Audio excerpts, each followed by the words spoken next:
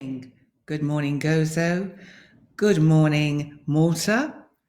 And good morning to people viewing in other parts of the world, especially Italy, because I know I do have some people who view me there, and also in the United Kingdom, where it's Mother's Day today.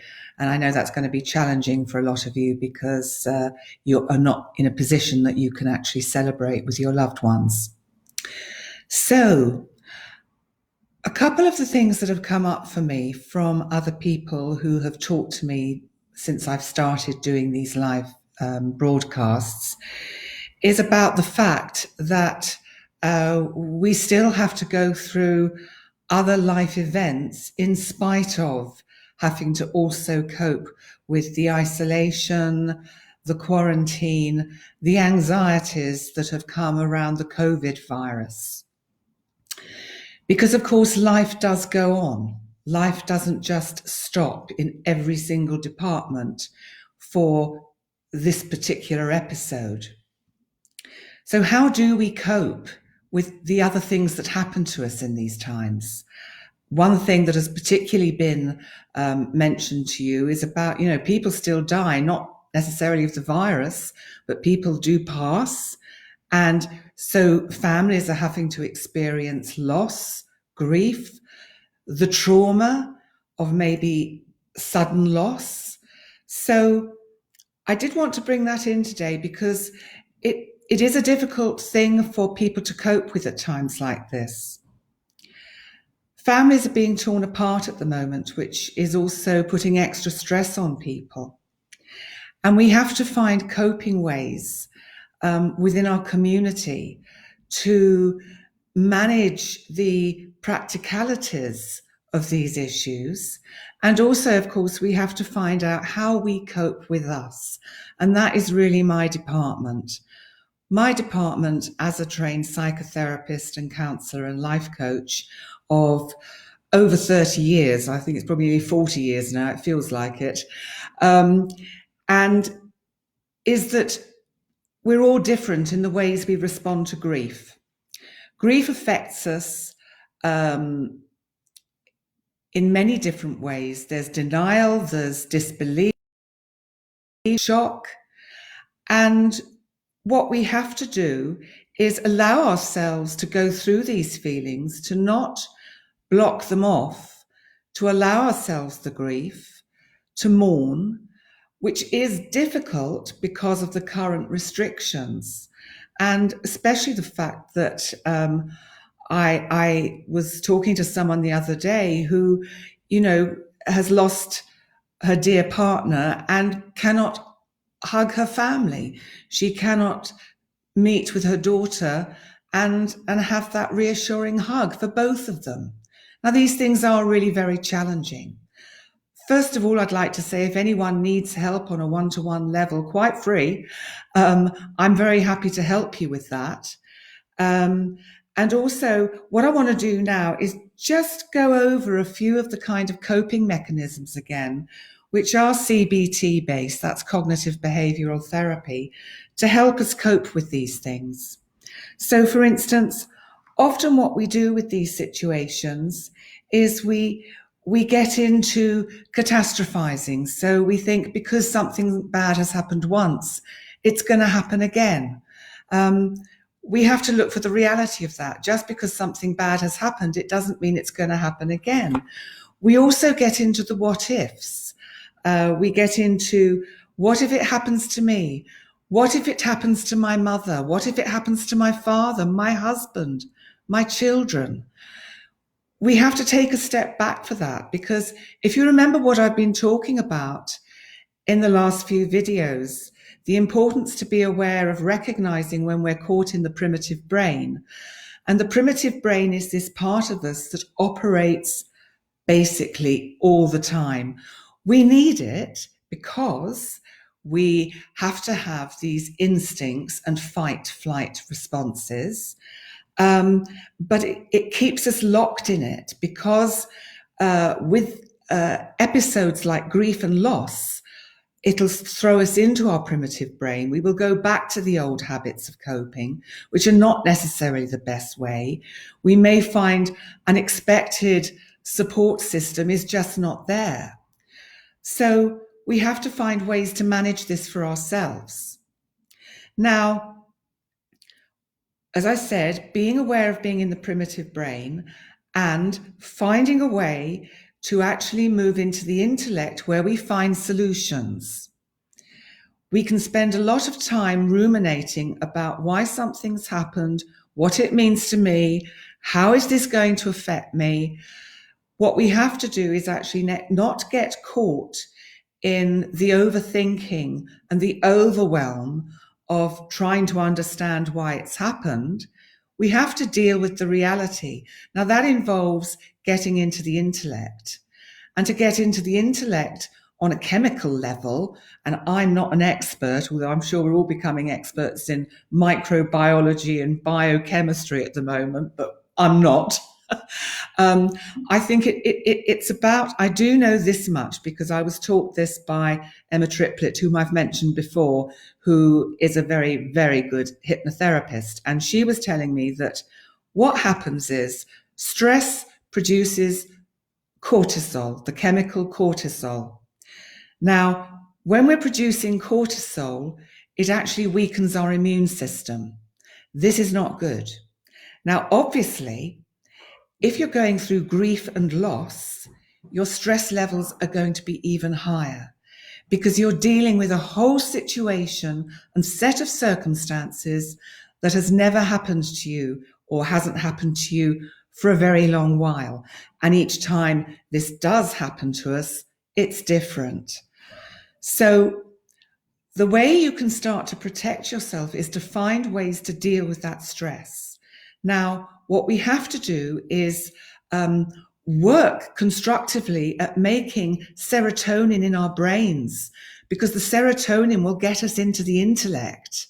Now, how do we make serotonin without the use of antidepressants?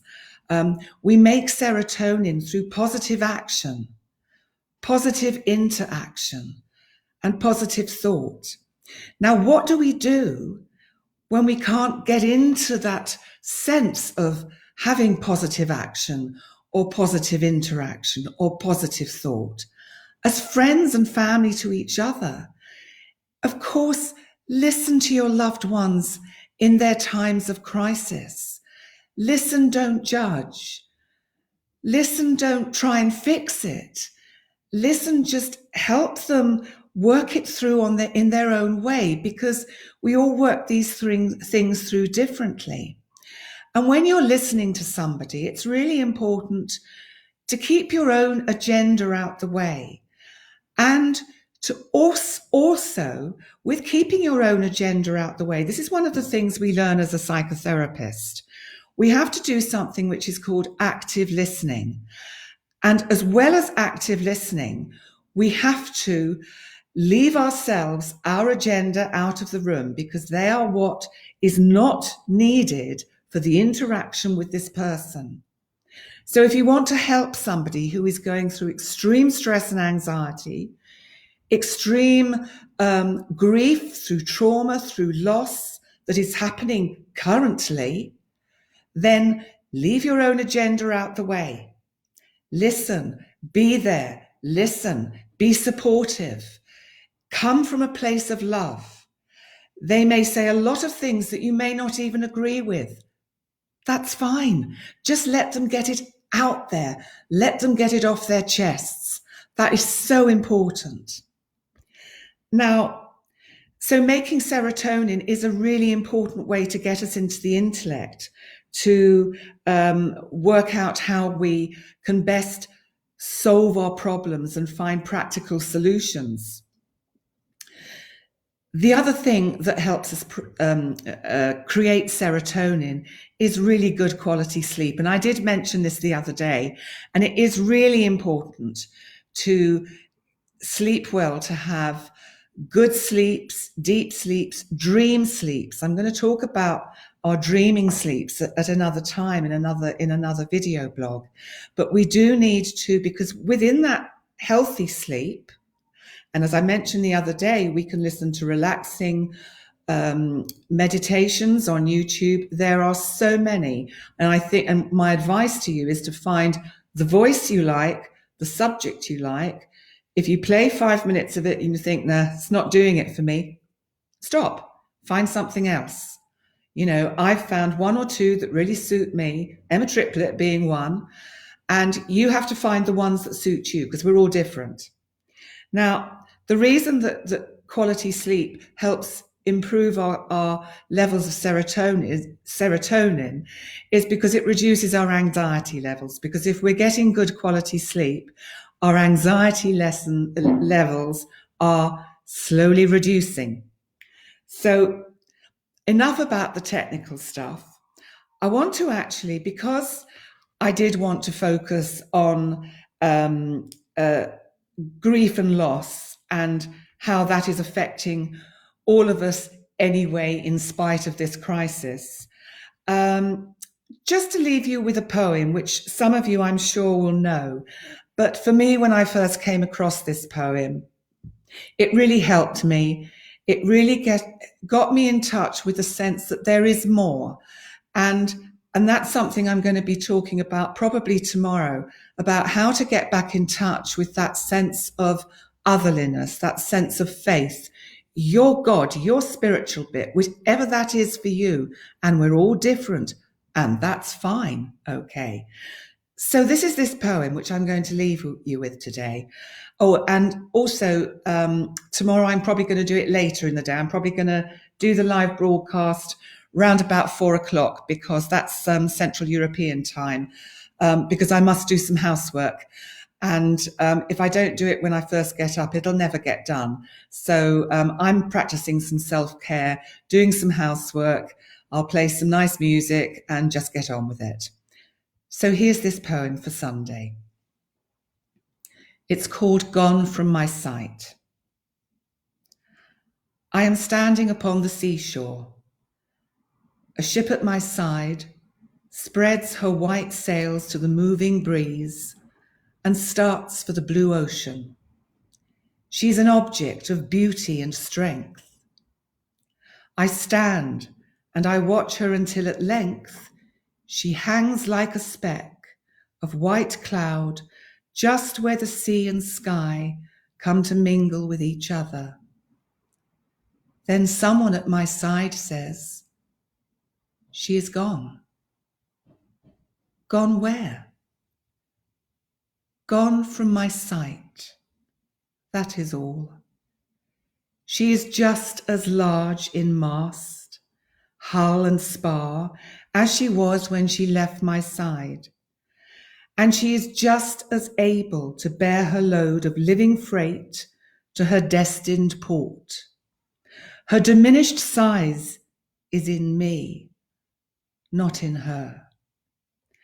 And just at the moment when someone says, there, she's gone, there are other eyes watching her coming and other voices ready to take up the glad shout.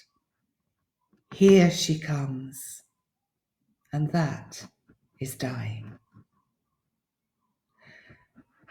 Thank you so much for being with me today.